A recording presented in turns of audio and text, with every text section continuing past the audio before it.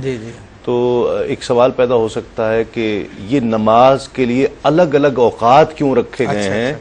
यानी ये भी तो मुमकिन था, ये एक सवाल पैदा हो सकता है कि सारी जो नमाजें जो है वो इतनी रकातें आपको दिन में पढ़नी है, वो किसी भी वक्त पढ़ लें, रात को आके पढ़ लेते। चलें, आपने वजाहत की, तो इस हवाले से देखें, बात यह कि अल्लाह तबारक व तआला बड़ा बहुत हकीम है और इसके लिए नबी करीम सल्लल्लाहु अलैहि वसल्लम की हदीस मुबारका भी आती है जिसमें ये दलील मिलती है। तो ये रिवायत में पहले अर्ज़ कर दूं, उसके बाद फिर जो अक़ली तौर पे हिकमत है वो मैं अर्ज़ कर दूंगा। ठीक है। कि नबी करीम सल्लल्लाहु अलैहि वसल्लम अंसार और महाजिरीन सहाबा कराम के साथ तशरीफ़ फरमा थे, तो यहूद आए और उन्होंने आकर कहा कि अल्लाह तबारक व तआला ने सैयदना मूसा अलैहिस्सलाम को कुछ ऐसी हिकमत अता फरमाई हैं कि जो गैर नबी के अलावा किसी और को नहीं मालूम होती, तो हम आपसे मालूम करना चाहते हैं कुछ बातें। तो उन्होंने पहला सवाल जो किया वो यही था कि ये 5 नमाज़ों के औकात क्यों रखे गए हैं। तो इस पर नबी करीम रऊफ़ रहीम सल्लल्लाहु अलैहि वसल्लम ने इरशाद फरमाया कि ये फजर का जो वक्त है, ये वो वक्त है कि सूरज जो शैतान के 2 सींगों के दरमियान में तुलू होता है और तमाम के तमाम कुफ़ार जो है उसकी इबादत करते हैं। तो ऐसे वक्त में जो मोमिन अल्लाह ताला की इबादत करता है, अल्लाह तबारक व तआला उसको 2 बरातें अता फरमाता है, एक तो मुनाफिकत से और दूसरी जहन्नुम से। ठीक है। ये 2 बरातें उसको अता फरमाता है। फजर की एक हिकमत बयान हुई। ज़ोहर के बारे में आप अलैहिस्सलातु वस्सलाम ने इरशाद फरमाया कि ज़ोहर का वक्त वो है कि जबकि जहन्नुम को भड़काया जाता है।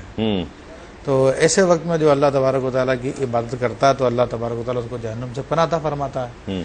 फिर असर के लिए आप अलैहिस्सलातु वस्सलाम ने इरशाद फरमाया कि ये वो वक्त है कि जब सैयदना आदम अलैहिस्सलाम ने फल खाया था, आपसे लग़ज़िश हुई थी।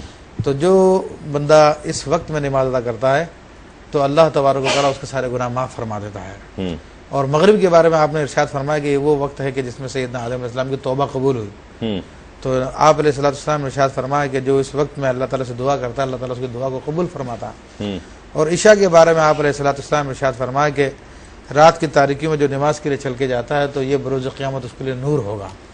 तो ये ठीक है, ये नबी अलैहिस्सलातु वस्सलाम ने 5 नमाजों की 5 हिकमतें बयान फरमाई। ठीक है। फिर अगर हम अक़ली एतबार से देखें टाइम मैनेजमेंट एक बहुत बड़ा इशू है और इसके लिए बाकायदा दुनिया में बड़े बड़े कोर्सेज कराए जाते हैं। जी हाँ, बिल्कुल, बहुत किताबें उस पर लिखी गई हैं। जी जी। तो ये हमारे औकात सलात जो है बंदे को औकात का, नमाज का, टाइम का पाबंद बनाते हैं। ठीक है। और उसमें एक बाकायदगी पैदा होती है, ज़माना इधर से उधर हो जाए लेकिन जो नमाज के औकात है, सूरज अपना टाइम बदल लेता है, ठीक, सारी की सारी चीज़ें अपने चेंज होती है, लेकिन नमाज के औकात के ऊपर बंदा पाबंद होता है कि उनकी पाबंदी करे। ठीक है। फिर एक हिकमत और मैं अर्ज कर दूं कि एक तो ये मैनेजमेंट का मसला, फिर दूसरी बात यह कि बंदा इस दुनिया में आता है सो सुबह सूरज तुलू होने के साथ जिंदगी का आगाज होता है। ठीक, वो भी नमाज से हो। फिर जी हाँ, तो एक तो नमाज से इब्तिदा हुई, फिर नमाज में खत्म हुई। ठीक। फिर तीसरी बात यह कि इस सारे टाइम में इंसान दुनियादारी करता रहता है। ठीक है। दीनदार आदमी सुबह जाता निकलता, शाम को वापस आता काम आकर। ठीक।